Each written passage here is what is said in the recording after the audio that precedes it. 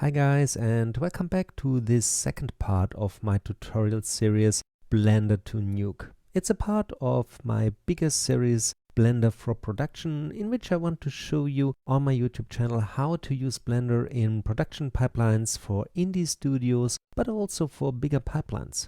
My name is Helge from pixeltrain. So let's get started where we left last time off. I showed you how to build inside of the Blender compositor here a setup and some predefined nodes which you can now use over and over again to have a predefined setup how your channel names are saved into EXR files. And this is important if you work in a team or you want to iterate much faster, you want to do presets in Nuke, so you have to know which names you expect. And I showed in the first tutorial how dangerous it can be to directly save out OpenEXR multi-layer files from Blender, because if you use, for example, render layers, which are here named view layers, you get different namings then, and you maybe break your script. So it's a good habit to have predefined names here. In this tutorial, I want mainly talk about the LightPasses and how to comp them in Nuke. The name LightPass refers here to the name which Blender uses here in its layer setup. So you see here are the LightPasses. I also hear a lot the name Shaderpasses because these passes here are meant to rebuild the shader later in comp. So it's the same thing, LightPasses or Shaderpasses. In a third tutorial, I will show you then a little bit of the use of the cycles data passes which are delivered here and how to use them in Nuke. But now let's get started and look into Nuke. So we have saved out this render here. I've done it before because it took some time. And one little side note here, in our predefined nodes which we built here, I normally have here, and this is important, the version number. So if you later want to make tests or so, increase here the version number and also here for the crypto, so that you also have here the right version. Let's now switch over to Nuke. I have opened here my Nuke and I will press the R key now to read in my files, and here you will see I've rendered a little bit and I use here this render AOV version 2. And this is the multipass EXR which I rendered out with all the LightPasses. And if I now hook it up, you see, thanks to our setup, we now directly see the image instead of black. And if you go here now to the layers list, you have your predefined names like we have done that in the first tutorial. Now normally comes the question, every time you open up a new render EXR, which render was used? Because every render uses its own way of comping its stuff. So it's like a recipe. And you as a comper have to learn how this recipe works. To get a better idea how this maybe is in practice, I can show you something here. I click here in an empty area of my node graph to tell Nuke that I want to have something here at this point. And if you go to this symbol here, these are the tool sets or the tool presets. And the Foundry guys have delivered to you here under 2D CG Beauty some presets. So I add this preset here and it takes a while, and now you see how big this is. You see these are different comp recipes for different render engines. Here you see Arnold, for example, Cinema 4Ds, Renderer, Modo, RenderMan, and V-Ray. And this is a good starting point for later comping. This is an interesting idea here to have something like that. And the only thing you have then to do is you plug in here your original EXR, which you loaded, and then you break out or split out all the channels that you can grade them, and you merge everything back together so you get your corrected beauty. And that's exactly the way I normally tend to work also with cycles. I get rid of these guys here. And the first thing I want to tell you now is how to find this recipe or what this recipe is. Cycles is really well documented inside of the Blender help. So if you go back here now to Blender to the manual, you go then to rendering. And inside of the rendering, you have here a section for layers and passes. And if you go here now and go to the view layers or the passes. I think it was passes, yeah. Here you see the data passes and also the light passes. And if you go down, here are for the two render engines, cycles and EVs, the recipe, how you work. And the interesting idea here is that you have here nodes which you have to plus or add, and then you have other passes which are multiplied. And this is exactly now what I want to show you inside of Nuke. So let's switch over again to Nuke. And after we've now read in this file here, you also can make a layer contact sheet if you are not sure what's going on inside of this file. So let's make one and tick here show layer names. Then you see exactly that's all in this EXR, and these are our passes here. Now I want to start breaking them out of this EXR, and to make that a little bit easier for me, I normally change my workspace here. I go here to a large node graph and this point here, and now I have here my viewer. I can press the H key to bring it in, and here I have a little bit more space to work. So I get rid of the layer contact sheet. I don't need that for the next step. And what you normally want to do now as a comp, you want to come back to your beauty after you broke out everything. So I start here with the dot node. So I select my first node, and then I type a dot here to get a dot node. And the next node we need is a shuffle node. The shuffle node does the following thing. It takes from this input, from the B input. Here I hook my viewer with the 1 key here to the output of the shuffle node. It takes from the B input here a layer set or some channels, and it delivers them into other channels here into the output. And to make that more clear, at the moment we do nothing. We take red, green, blue, and alpha from the input here, and we deliver them directly out as red, green, blue, and alpha here, so nothing happens. But what we want is we need now our first diffuse pass. The first diffuse pass is here on a layer. So if you click here, you see now all the layers in the system. Now you see, because I've opened up the presets, Nuke has added all the layers here in the list, and this is not really convenient for me. So what I do really fast is I restart this comp. So I go here to a new comp, make it empty, switch my viewport to large node setup, and I read in my file again. Here it is. And let's really go through that here again. Okay, so I take my shuffle node and hook this up. Don't forget to set the viewer with the 1 key to that. I don't need that here. And what I also really often do, because I don't like that I get a long list here, I set here this number, if I have a short list like this here, to 2. So you are not allowed to have more than 2 nodes in this area here. So you have to double click if you want to see it again. Let's go back here to the layers, and now this layer list is a little bit shorter because these are only the layers which are really inside of my EXR. And we start here with diffuse, and you see we have 3 components of diffuse here. The diffuse color, the diffuse direct, and the diffuse indirect, and we need all 3 of them. So let's do that. I take diffuse color, and now you see we take this layer here, diffuse color, with all these 4 channels, and we remap them to RGBA. So RGBA output here is now the diffuse color here. If this here is something which you never done in Nuke, I have a nice tutorial series on my YouTube channel. I link it up in the video where you can start with Nuke, so this maybe helps you. What I also do now here is I name now my node. So I say this is diffuse color, so that I later exactly know what this node is doing. You can do it here, or you can select the node and press the N key. Then you are in renaming and can do it here.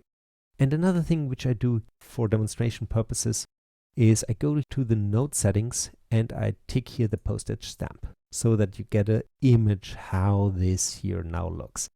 In bigger graphs, I don't like that because it takes performance to generate all these thumbnails, but maybe this is useful for today. So this node here is the diffuse color, and we need this node 2 times again, so I copy and paste this node 2 times here. Then we take here the same input again, and here's a little trick. Hold down the command key or control key on your keyboard, then you get a little dot here in the middle of that, and then you can drag it out so you get dot node. So this is diffuse color. Then I grab the same input here, place that here, control key again. You see now it's a little bit faster. And this should be now the next diffuse layer, which is diffuse direct. So I say this is diff direct. And you see it's black and white, but that's okay for now. And this here is then the third one. Here we go. And this would be then diffuse indirect.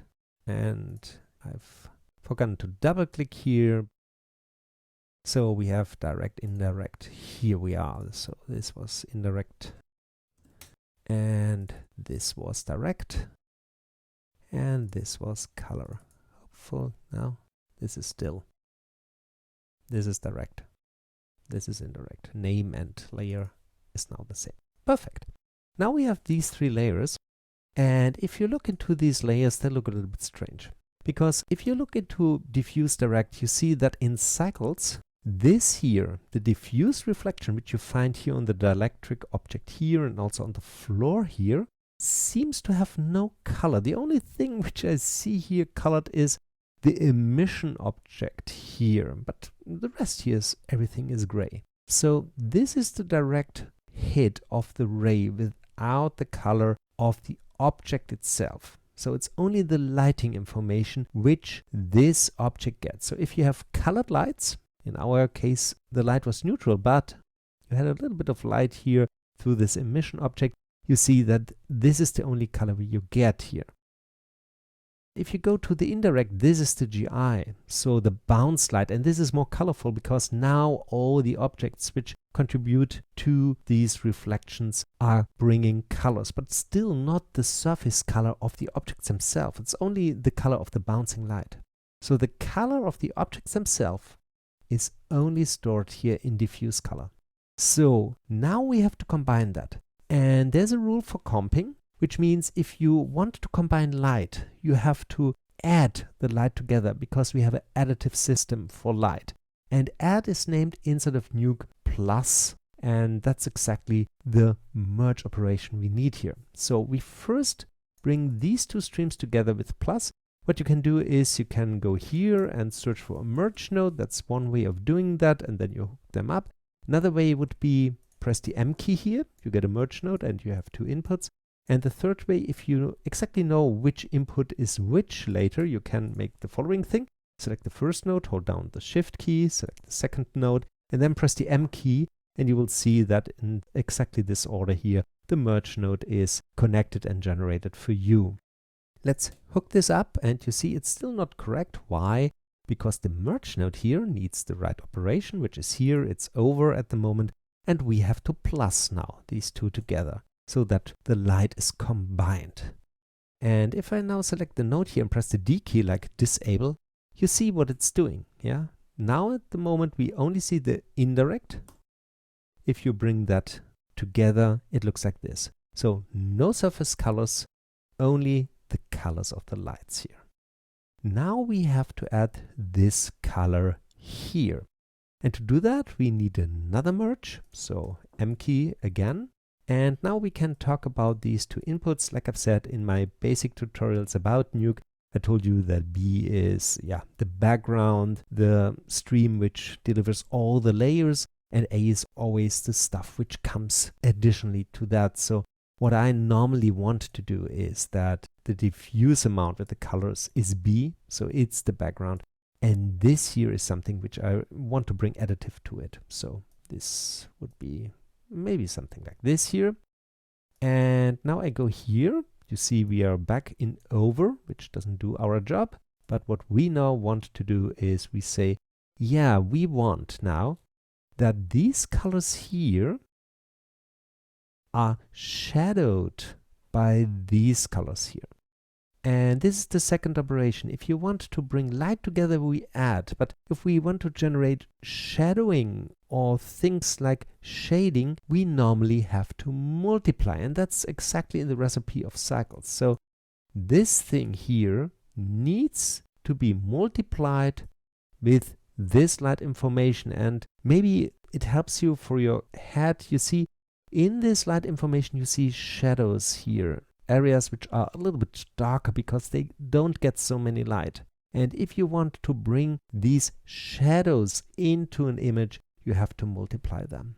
So go back to merge, go to the operation, and we say this is something we want to multiply. And that's now the result. And you see, through these three nodes, we have now built our diffuse together. And now comes the part where you have to do that for also the other passes. I only want to do it once. So I select now this thingy here. I copy it, I paste it. The nodes are still selected, so I can move them around. I hook this in here so that everything here is nice and tidy. And then I have to change these nodes here. So I go over this node, I make a double click to bring it up, and now I set this little lock here. So if I now double click something, I always get floating properties. I find this more useful for things like that so that I don't miss the right node here. This would be now the glossy color. Let's name it gloss color. And I go directly now here in and say, this is the gloss color. Now that's the result for that. Can close that, double click this here. And this is now the gloss direct. Here we are. And this here is now the gloss indirect.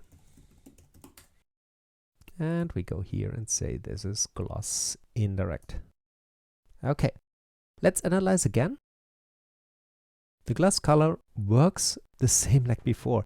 It's the color of the reflections. Everything was neutral here in my scene, so no changes at all. And if you go now to the direct gloss, you see, okay, these are the reflections in the first bounce. Yeah, we have reflections on this glass object, on the floor, here on the metal. And in the metal, you see, metals typically have their colors not in the diffuse, but in the reflection. And that's exactly here in this gold part here. And then we have also the indirect. So you see they are a little bit more noisy, but yeah, these are the glossy indirects now. And the recipe here, which we have pre-built, also works here. So you first combine these direct and indirect glossies here with a plus. That's the result here. So now the whole reflection is done, but then we have to go back to the glossy color and multiply that with the result. And that's now the result for that. Great. Now you know how the basic recipe works. And if you go back to your browser here and look into that, we have done this part here at the top and this part here. Yeah, you see the plus and the multiply. You do the same thing now for transmission. And then we have two passes left here. One is an environment and one is an emission. And I've used an emission object in my scene so that I can demonstrate that. Let's find the right Nuke. Here it is. If you want to do something like that, you shuffle now out again. This time we want to have the emission, emit, and we want to bring it to RGBA. So I make a hook here. Okay, this is the emission, our glowing Suzanne. Let's make a postage stamp to see it better. And it's the same thing like before, yeah? You can now manipulate them later and so on, but you have to bring these trees now together. So let's make now a dot node.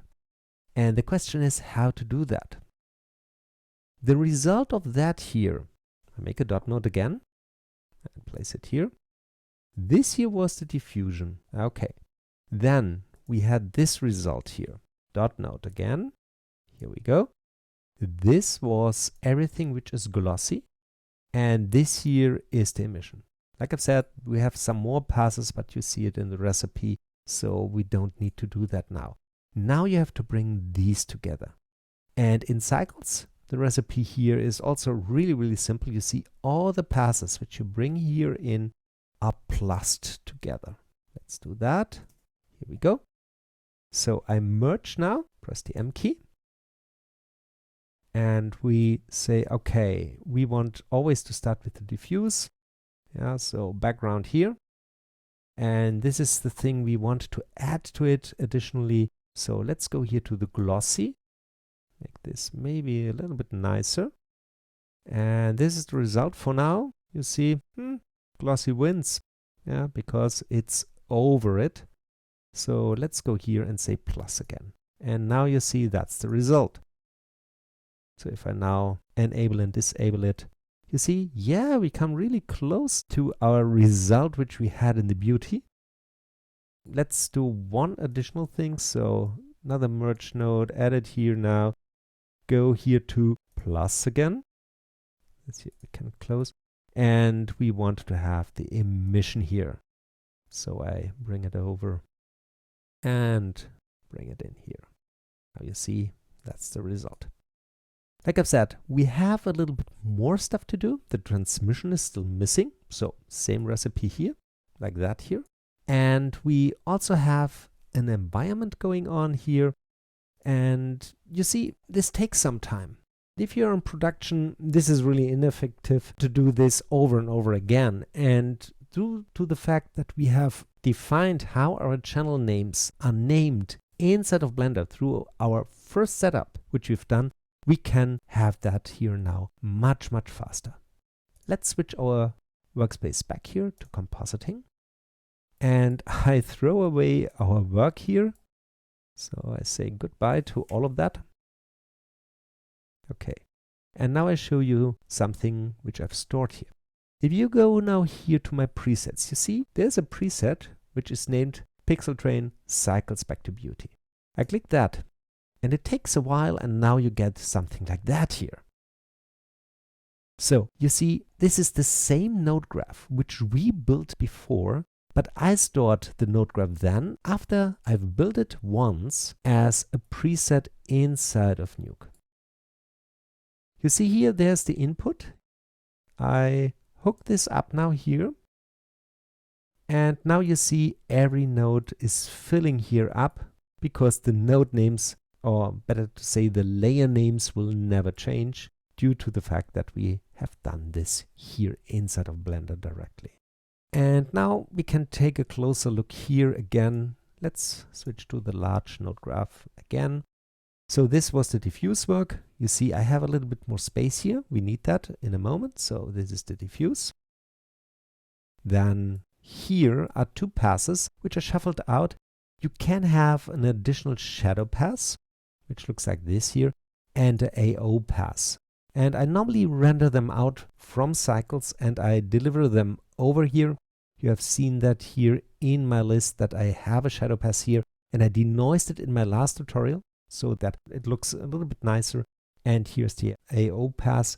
I use these passes in my work, for example, to make non-realistic renderings, for example, and things like that, or sometimes to pimp up a little bit the shadows. Then we have here the glossies. We have done that before. This is the transmission we haven't done. So this was the direct amount, nothing here. This is the indirect amount, and this was the color. Same recipe, first plus and then multiply. So that's now our glass bowl here. Then I have this Suzanne with the volume. You will see that we only have two passes for that, volume direct and volume indirect, and direct and indirect are plussed again because both bring light, so they are plussed here. This is Suzanne. And then we have the environment, like I've said. This is the little bit of environment refraction through here, this glass bowl, and the emission. And this is now the full recipe. I go now here and bring all the stuff here together. And everything here is plus. Step by step, I rebuild now my beauty. Here, this was the volume. I also named the merge nodes here so that I later can directly see what is what. And here's the environment. And you will see that in the original beauty, this environment here is not there. But I find it useful for me to have it here. And this is the emission at the end. If we now want to work with that, some things are missing in this Nuke script. Let's talk about these. First thing here is, I said that this here should help me. We have done so much work here, or with the presets, not so much work, but yeah, to bring back the beauty paths. Why do we do that? Because we want to have more control about separate steps. So we have to learn here now how to grade them and so on. So this is not a full Nuke tutorial. So if you want to see more of that, please write me in the comments and look into my Nuke tutorials, which I have on my YouTube channel. But if you now take this here, this is the original beauty path on 1. So I selected this node, press the 1, and we go here now down to back to beauty, and I connect this with viewer slot 2. And we compare these two, you see, I have a slight change, and this is the environment, like I've said, here in this area. So we have a little bit of that here, and also here inside of the volume. And if you don't like that, now come to first control. Yeah, you go here to the environment merge, make a double click, and we have here a mix slider, which we now can use to mix in, if you look here, this environment. So first kind of control which we have here. Also, we can now go here to other things like glossy, for example, change a little bit of that and so on. We don't have the data passes yet, so later we have cryptomat, so to define exactly which object we want to work on. But yeah, that's one layer of control. Another layer of control would be, for example, color corrections. For color corrections, I now have here these separated passes, and here comes an extremely important compositing tip. You always have to make color corrections with the un-premulted plate. So if you have an alpha in it, and we have an alpha here, these images are normally pre-multiplied. That means we have a multiplication between the alpha and the RGB values, and you normally see that with these nice borders here. But if you now start to change colors, you make problems in your comp with this pre-multiplied alpha. You get halos, little edges which are not correct, and so on. So good habit is always, if you make color corrections, un-premultiply first, then make your color corrections, and then pre-multiply them back. The problem now is, it seems in this setup here that we have an alpha channel here. So you see RGB and A. Let's check that. If we go, let's unhook here the viewer and first check it here. If you go now to this point here and I press the A key over my viewer, you see, yeah, we have a really nice alpha here. So alpha is here, fine. But after we shuffled out all this stuff here, you see the alpha is complete white. This problem will occur if you now want to do it correctly. So let's go to diffuse color because you want to color correct here something. And you now try to un-premult this stream because you've learned you have to do that. If you now un-premult here, Nuke will say, okay, I divide the RGB values by the alpha channel which is in this stream. But if you take a look to the alpha channel, you see it's completely white and absolutely useless. So this un-premult will not work here, you see? So if you now make color corrections, you make problems. How to get your alpha back? You maybe have seen that at the end of my chain here, I have here an interesting thing. We have an alpha problem also in this here. So if I go here to the last dot here and press the alpha, you see, yeah, the alpha is also white here because we've rebuilt everything from these different shuffled out elements. So alpha is always gone.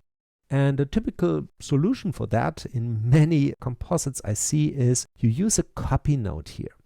So you can press the K key on your keyboard. K brings up a copy node. The copy node does the following thing. Normally the B pipe is here in the stream because this is the value we want to preserve. And then we bring with A something to the stream, into the stream. And what it takes is it's taking the alpha from A, so from the thing you bring in, and you inject it back into the B stream. And that's exactly here. So I took here, you see this long line here, from the original plate here, where the alpha was happy and kicking. You see here, from here, I inject it back here into my stream. And if I now press A, you see everything is fine.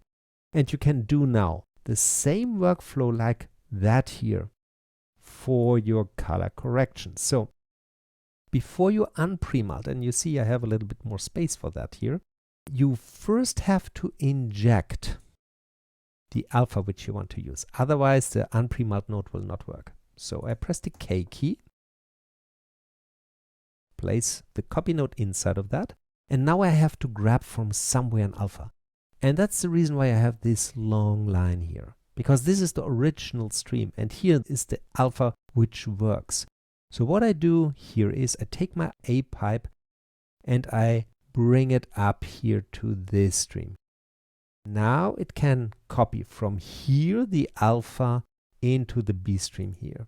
You don't see it so nice here, but you have seen how I've done it. I copied it in. And your check now is, after this copy node, viewer is sitting behind that, so I connect it here. If you now press A, you see the alpha is back. Now we can go here to un-Premult. Now he has an alpha, so check that. If it works, you see now these jagged lines. So D disables it before the alpha is pre-multed. Looks nice, but not good for color correction. D again, here we see jagged lines. Okay, un-Premult has worked. Now you can add a grade node or whatever you want to do here as a color correction. Let's take a grade node, only to do something. This is not now the topic of the whole thing. Now I can go here and say, let's make a more contrast. I bring multiply up here. We have to set the viewer here to the grade node, and I bring the gamma down. You see before and after. Now we have much more contrast in all the colors of our diffuse reflections. Normally we think about masks and what we want to do, but I do it for the whole plate at the moment.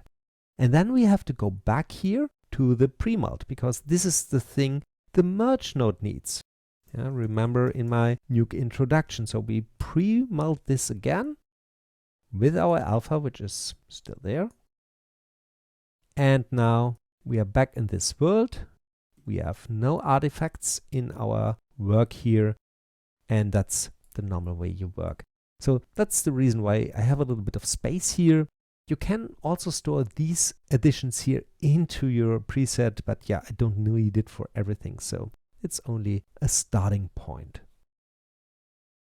I hope this was helpful to this point. Now I think the question will arise, how to store presets inside of Nuke. You see before and after.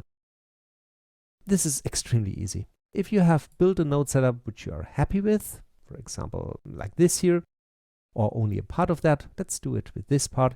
You make a selection around that.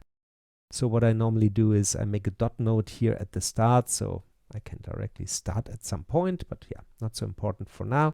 I select this here, then I go into my toolbar, which is not in this workspace, so go back to Composite. I go here on this menu and I go here to create. Then you select where you want to place it. You name this thing, Hello YouTube. You create it, and the next time you are in a new setup, you click here, you see now Hello YouTube. And here we go. Here's your setup, and now you can use it. So that's enough for today. I hope you learned something. I will do a third one in the future, so if you have any questions, comment please. If you like that, give me a thumbs up. If you want to support me, you can go to my Patreon page if you like and maybe be a Patreon. I hope you have fun with Blender and Nuke. My name is Helge from pixeltrain. Have a good time.